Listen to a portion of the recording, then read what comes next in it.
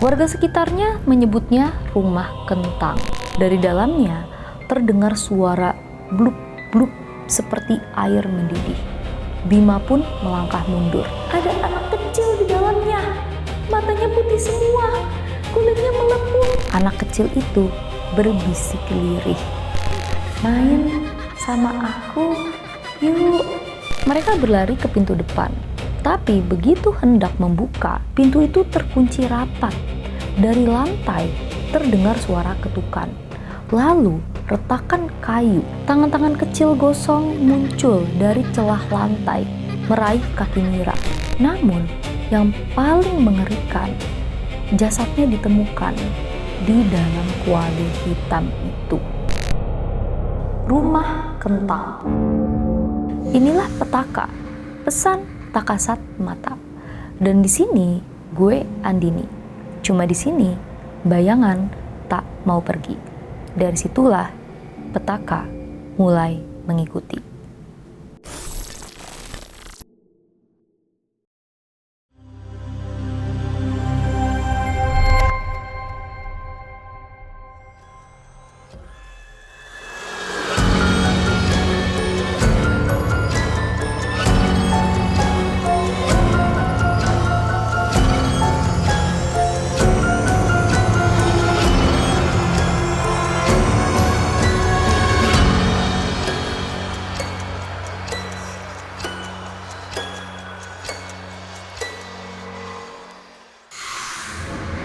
Abad ke-20. Jakarta Selatan, di antara gedung modern dan rumah megah bergaya kolonial, berdiri satu rumah tua besar yang terabaikan. Pagar besinya berkarat, cat putihnya berubah hitam kusam. Jendela-jendelanya tertutup rapat dan ilalang menutupi halaman. Warga sekitarnya menyebutnya rumah kentang. Bukan sekedar nama, tapi sebuah legenda yang hidup turun-temurun. Pada awal abad ke-20, rumah ini dihuni oleh keluarga Belanda yang kaya raya. Tuan rumahnya seorang pejabat perkebunan, sementara istrinya, Nyonya van de Waal, sangat gemar memasak dan menanam kentang. Di dapur besarnya, ia selalu merebus kentang dalam kuali besar untuk dijadikan hidangan bagi keluarga dan para tamu. Namun suatu sore, tragedi tak terduga menimpa anak bungsu mereka, Willem. Bocah lelaki berusia 6 tahun berlari ke dapur saat ibunya sibuk memasak. Tanpa sengaja, ia terpeleset ke dalam kuali mendidih berisi kentang. Jeritannya memekakan telinga, menggema di seluruh rumah. Sang ibu panik, berusaha menolong, tapi tubuh kecil Willem sudah terendam dalam air panas yang mendidih. Dalam hitungan detik, bocah itu tewas mengenaskan. Sejak hari itu, rumah tersebut tidak pernah sama. Malam-malam berikutnya, nyonya rumah mendengar suara tangisan anaknya dari dapur. Bau kentang rebus yang biasanya menenangkan, kini berubah jadi pertanda menyeramkan. Para pembantu sering melihat bayangan bocah berkulit melepuh berlari di lorong. Beberapa bulan kemudian, keluarga itu pindah. Rumah megah itu ditinggalkan begitu saja. Seiring tahun berjalan, rumah itu beberapa kali berganti pemilik. Tapi tak ada yang bertahan lama. Ada yang meninggal mendadak, ada yang gila, ada pula yang menghilang. Hingga akhirnya rumah itu benar-benar dibiarkan kosong. Namun, legenda kentang rebus tetap hidup. Pengalamanku. Kisah menyeramkan datang dari Rani, seorang mahasiswi jurnalistik tahun 2008. Ia bersama 3 temannya, Doni, Mira, dan Bima, mendapat tugas membuat liputan tentang urban legend di Jakarta. Mereka pun memilih rumah kentang Dharma Wangsa. Malam itu, tepat pukul 11.30, mereka tiba di depan rumah tersebut. Mira sambil menelan ludah berkata, "Gila, Ini rumahnya.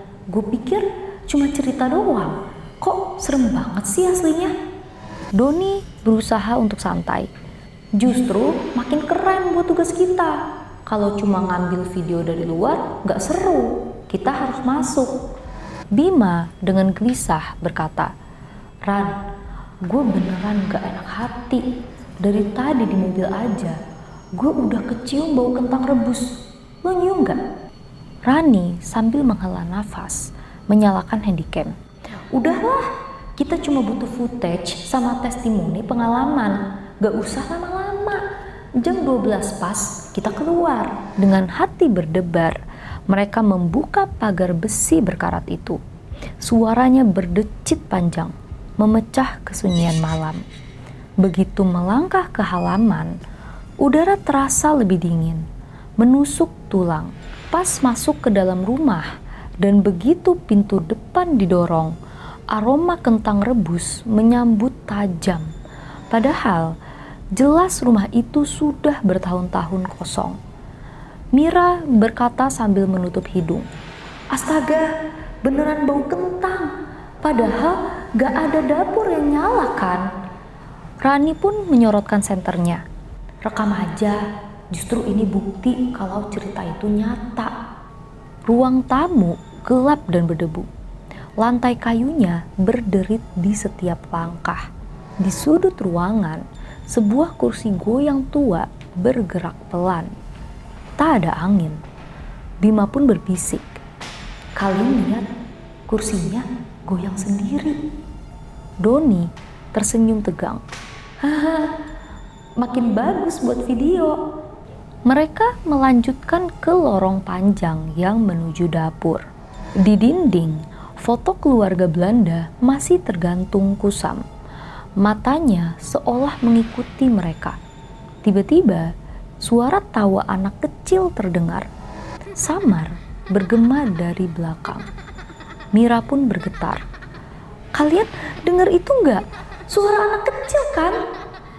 Rani pun membalas, "Diam, ikutin gue."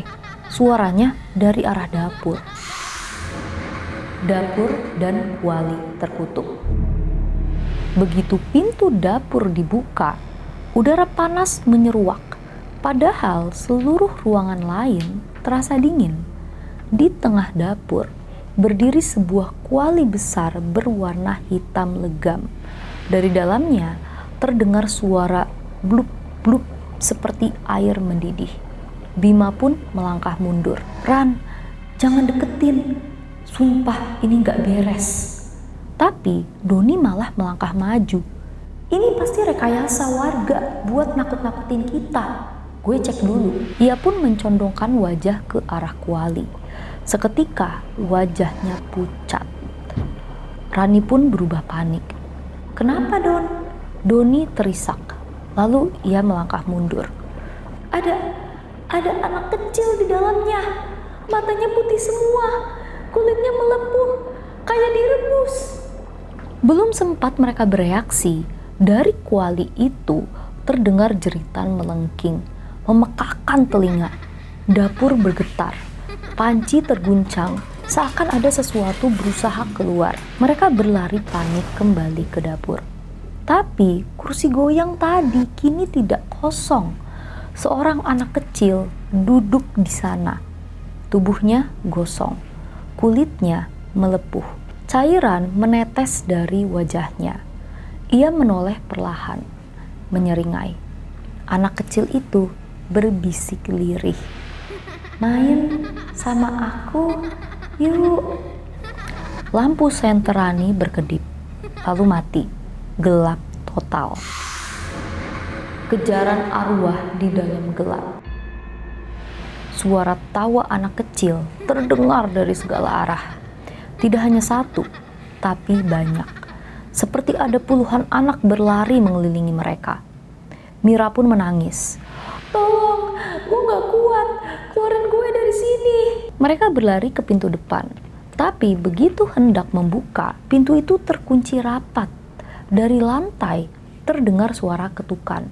Lalu retakan kayu. Tangan-tangan kecil gosong muncul dari celah lantai, meraih kaki Mira. Mira pun menjerit, "Tolong, ada yang narik gue!"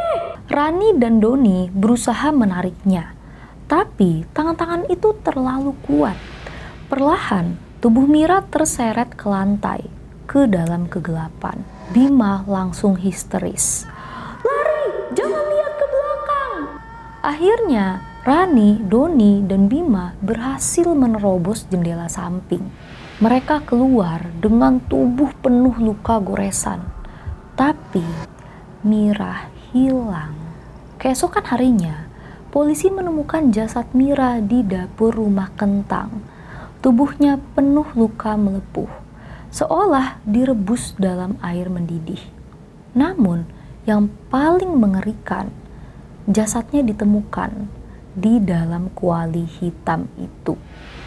Sejak saat itu, warga semakin yakin bahwa rumah Kentang di Dharma Wangsa bukan sekedar legenda. Banyak saksi mengaku melihat sosok Mira berjalan di sekitar rumah, menggandeng seorang anak kecil gosong. Dan sampai hari ini, bila kau lewat Dharma Wangsa di malam hari, berhati-hatilah bila mencium aroma kentang rebus. Itu tandanya mereka sedang memasak.